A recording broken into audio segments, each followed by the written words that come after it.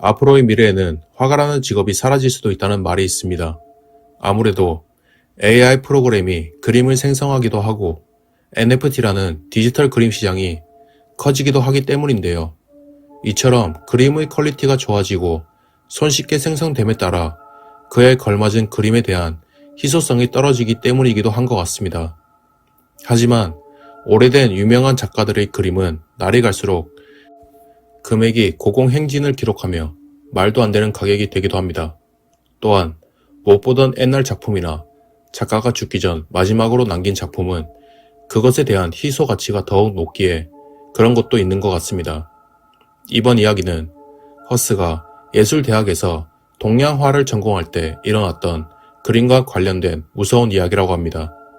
그럼 이야기를 시작하겠습니다. 안녕하세요. 저는 허스입니다. 저는 어렸을 때부터 오로지 쭉 해왔던 게 그림이라 어느 예술대학의 동양화과에 들어가게 되었습니다. 동양화를 전공하려고 마음먹게 된 것은 아무래도 할머니 때부터 종교가 불교이기도 하고 집에 제사도 많이 지내서 글자가 적혀있는 병풍 뒤에 그려진 나무나 꽃 등을 많이 보았기에 그랬던 것 같습니다. 또 달마의 그림이나 사찰에 그려진 한국의 전통적인 문양과 그림, 색감이 정말 매력적이라고 생각하기도 했습니다. 특히 저는 집에 등산복이 몇 벌이나 있을 정도로 등산 마니아였는데 등산을 하러 가는 코스에는 항상 사찰이 존재하였기에 사찰에 가면 항상 기도하고 법당에 들어가서 방석을 깔고 절을 하는 것을 좋아했습니다. 사찰에서 제가 타는 냄새와 종이의 냄새, 그리고 촛불이 녹는 냄새가 자연과 어우러져 날 때는 뭔가 모를 포근한 느낌과 함께 심적으로 힐링이 되기 때문이기도 했습니다. 저에게 무서운 일이 일어났던 시기는 동양학과의 졸업작품을 할 때였습니다. 미대를 다니시는 분들은 공감을 하시겠지만 스케치를 하는 연필을 바닥에 집어 던져버리고 도망가서 다 포기하고 싶을 때가 딱 2번 있었습니다. 한 번은 미대를 들어오기 위해 입시를 준비할 때이고 한 번은 졸업작품을 할 때입니다. 입시를 할 때는 정말 하루에 내가 몇 개의 연필을 사용해서 스케치를 했는지도 기억을 못할 정도로 방과 후나 방학 때 거의 모든 시간을 그림을 그린다고 생각하시면 됩니다. 그냥 하루 종일 그리고 담당 선생님에게 평가를 받고 연필을 깎고 또 그리고 그러다 보면 하루가 순식간에 지나가 버리곤 합니다. 저도 그 영감이 떠오르는 그림을 그려보고 싶다는 생각이 머리에 꽉 차 있었습니다. 또 졸업작품을 할 때에는 정말 신중하게 그릴 작품을 선정하기도 합니다. 이게 졸업작품이라는 게 내가 4년 동안 이 학교에서 보낸 시간이 허투루 보내지 않았다는 증명과 함께 어떤 미술단체에 들어갈 때도 포트폴리오에 들어가기에 그런 것도 있습니다. 그때는 4학년 졸업작품을 막 시작하기 전의 주말이었습니다. 저는 작품을 만들기 전에 고향인 경상남도의 한 지방 지역으로 내려갔습니다. 사실 이때쯤 되면 그림을 그리는 실력이 어느 정도 성장의 한계에 다다랐기 때문에 그때부터는 스케치보다는 아이디어, 즉 영감이 굉장히 중요했습니다. 이 영감을 어떤 사람들은 영화를 보다가 생각이 나는 사람도 있고 어떤 사람은 다른 인물을 보며 생각을 하기도 하고 어떤 사람들은 여행을 하다가 순간 머리에 팍 떠오르기도 합니다. 후회 없이 그려보고 싶은 그림을 그려보고 싶다라는 마음이 컸습니다. 저는 마음에 뭔가 불안한 마음이 있거나 뭔가 원하는 소망이 있으면 가까운 거리의 사찰에 들어가서 절을 하고 마음속으로 기도를 하는 버릇이 있었기에 핸드폰으로 인터넷에 들어가서 집과 가까운 사찰을 찾아보기 시작했습니다. 그러다 집과 가장 가까운 하나의 사찰을 찾았습니다. 그리고 곧장 저는 등산복을 갈아입고 그곳으로 향했습니다. 사찰은 한 동네의 연못이 있는 장소에 있었는데 입구에 도착하자마자 정말 축축한 느낌이 온몸을 감쌌습니다. 아무래도 연못의 축축한 공기 때문에 그랬던 것 같습니다. 사찰은 3개의 건물로 나누어져 있었는데 법당마다 소원을 비는 공간이 다르다고 했습니다. 한 곳은 시험이나 승진을 비는 장소였고, 한 곳은 건강과 장수를 비는 공간이었으며, 한 곳은 재물과 돈, 그리고 복을 비는 장소였습니다. 저는 3곳에 모두 방문하여 푹신한 천으로 둘러싸인 방석을 들고 와서 절을 하였습니다. 그리고 사찰 주변을 산책하려고 주변을 두리번거리는데 저 멀리 법당이 하나 더 있는 것이 보였습니다. 법당에 도착하니 그곳은 다른 3곳의 법당과는 다르게 보존을 제대로 하지 않았는지 아니면 사용을 하지 않았는지 기둥이나 문고리가 굉장히 노후되어 있었고 벽면이나 처마 밑의 문양 또한 굉장히 그림이 흐려져 있었습니다. 그 법당의 정보는 하나도 없었지만 그것 또한 당연히 뭔가 좋은 기운을 받고 소원을 비는 곳이라 생각했기에 쇠고리를 열고 문을 열어보려고 하는데 문이 정말 빡빡하게 닫혀 있는지 아니면 누가 문을 안에서 잠궈놨는지 열리지 않는 것이었습니다.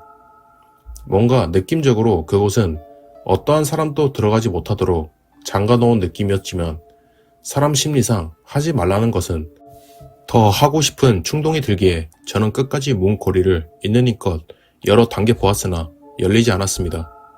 그래서 그 주변의 모든 것을 두리번거리는데 한쪽의 문에는 고리가 없었고 그 문을 손으로 강제로 열어보자 닫혀있던 문이 열렸습니다. 그 법당의 안은 정말 특이했습니다. 그 시골집에 겨울에 놀러가면 냉골이라고 하죠. 바닥에서 찬 기운이 올라오며 문을 열자마자 그 기운이 얼굴을 강타했고 그 안에 들어가 절을 하려고 하는데 그곳에는 불상이나 어떠한 그림도 없었습니다.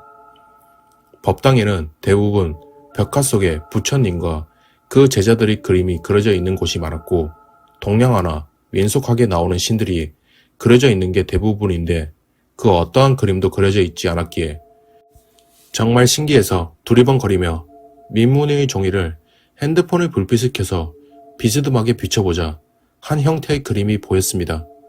그 그림은 산신이나 불상의 그림이 아닌 마치 도깨비를 형상하듯 얼굴은 굉장히 험상궂고 눈이 찢어져서 튀어나오듯 크고 눈썹이 짙었습니다.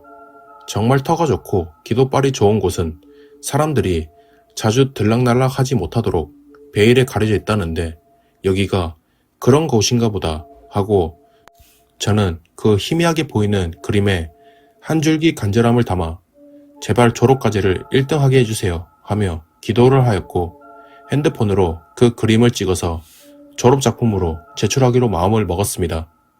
집에 와서 그림을 최대한 복원시켜 스케치를 해보려고 하자 굉장히 복잡하고 세밀하게 그려져 있었기에 정말 많은 시간과 노력이 필요하겠다라고 생각했고 그 즉시 실행에 옮겨 작업을 시작하기로 마음먹었습니다. 이 작품은 어느 곳에서도 보기 힘든 특이한 그림체와 구성이었기에 완성이 됐을 때의 작품이 저 스스로도 굉장히 궁금했습니다. 그래서 저는 곧장 대학교로 다시 돌아가서 파티션이 쳐져 있는 작업 공간에서 졸업작품을 그리기 시작했습니다.